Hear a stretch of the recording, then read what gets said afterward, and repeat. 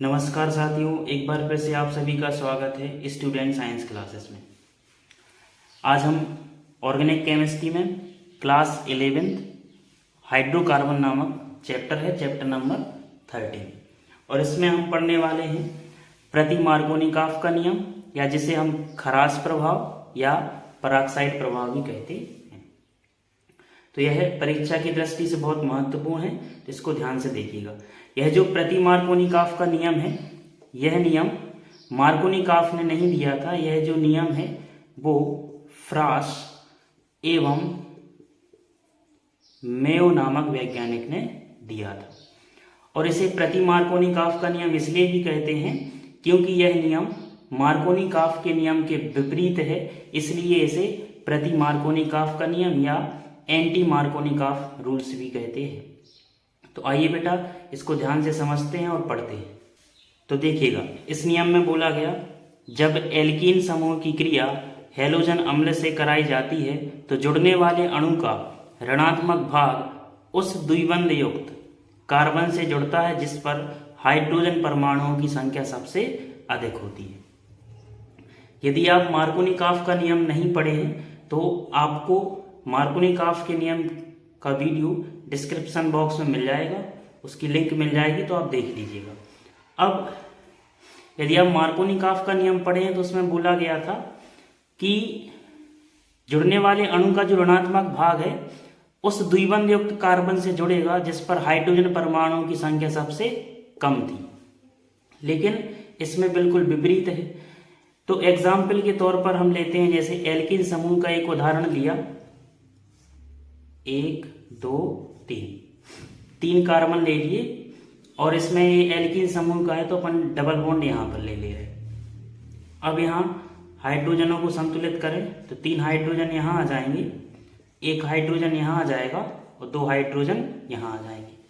3 carbon है तो इनको बोलेंगे प्रोप, और डबल बॉन्ड है तो बोलेंगे प्रोपीन, और 1 नंबर पर रहेगा तो इसको बोल सकते हैं 1 प्रोपीन। तो ये हो गया अपना एल्केन समूह का यौगिक। इसकी क्रिया हम किससे कराने वाले हैं? हैलोजन अम्ल से।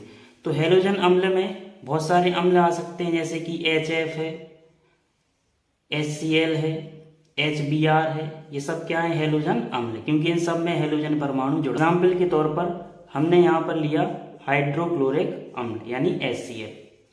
और इस प्रति मार्कोनिकॉफ के नियम में या इस पराक्साइड प्रभाव में आपको विशेषतः ध्यान रखना है कि यहाँ उपस्थिति जो आपको लेनी है वो बेंजोइल पराक्साइड की उपस्थिति लेनी है, बेंजोइल पराक्साइड। तो जब आप बेंजोइल पराक्साइड की उपस्थिति लेंगे तो आप समझ जाएंगे कि यह प्रति मार्कोनिकॉफ का नियम है। इसलिए हम इसे पराक्साइड प्रभाव भी कहते हैं, क्योंकि बेंजोइल पराक्साइड की उपस्थिति है, इसलिए इसे पराक्साइड प्रभाव कहेंगे। क्योंकि मार्कोनिकॉफ का जो नियम था वो जुड़ने वाले अणु का ऋणात्मक भाग कहाँ जोड़ रहा था? जिसमें हाइड्रोजन परमाणु की संख्या कम थी, परंतु यहाँ पर ऋणात्मक भाग यहाँ जुड़ रहा है जिसमें हाइड्रोजन परमाणु की संख्या सबसे अधिक है। तो जुड़ने वाले अणु का, तो जुड़ने वाला अणु क्या है? HCl। इसको यदि हम आयनों में विभक्त करेंगे तो H+ और Cl-, यानी जुड़ने वाले अणु का जो ऋणात्मक भाग है वो द्विबंध युक्त, आपको इस चीज का विशेषता ध्यान रखना है, द्विबंध युक्त, द्विबंध यहाँ पर है तो द्विबंध युक्त उस कार्बन परमाणु से जाकर जुड़ेगा यह ऋणात्मक भाग जिसमें हाइड्रोजनों की संख्या सबसे अधिक होगी। यहाँ 1 हाइड्रोजन है, यहाँ 2 हाइड्रोजन है, तो एक क्लोरीन जुड़ जाएगा जहां पर हाइड्रोजन परमाणु की संख्या सबसे अधिक होगी, ठीक। और धनात्मक भाग जुड़ जाएगा यहाँ पर। तो देखते हैं यहाँ पर क्या बने।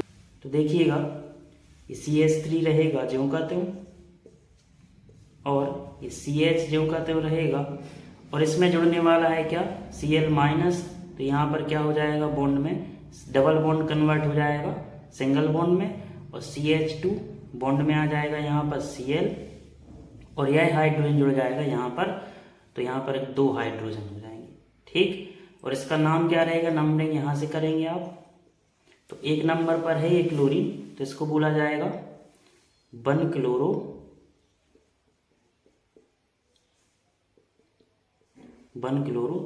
3 कार्बन है तो बोलेंगे प्रो, और सिंगल बॉन्ड है तो हो जाएगा प्रोपेन, तो 1-क्लोरोप्रोपेन। तो इस तरह से ये रहा अपना प्रति-मार्कोनी-काफ का नियम। तो आपको विशेषतः इस बात का ध्यान रखना है कि यदि बेंजोइल पेरोक्साइड नहीं है तो आपको द्विबंध युक्त उस कार्बन से जोड़ना है ऋणात्मक भाग जिस पर हाइड्रोजनों की संख्या सबसे कम रहेगी, तो वो मार्कोनी-काफ का नियम कहलाएगा। और यदि बेंजोइल पेरोक्साइड की उपस्थिति है तो आपको ऋणात्मक भाग वहां पर जोड़ना है जहां पर हाइड्रोजनों की संख्या सबसे अधिक हो, इसलिए इसे हम प्रति-मार्कोनी-काफ का नियम भी कहते हैं। तो आशा है बेटा आपको यह नियम समझ में आया होगा। धन्यवाद।